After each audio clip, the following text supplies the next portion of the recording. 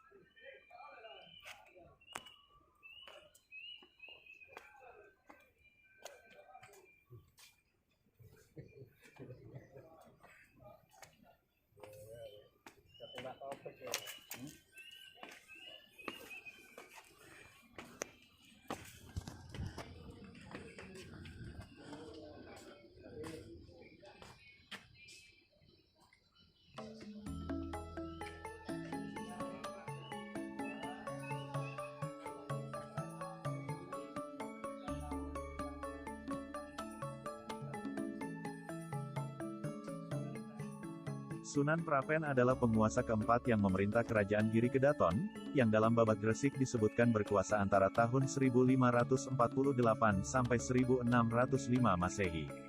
Sunan Prapen merupakan cucu dari Sunan Giri dan putra Sunan Dalem. Sunan Prapen merupakan pemimpin sekaligus tokoh agama di Giri.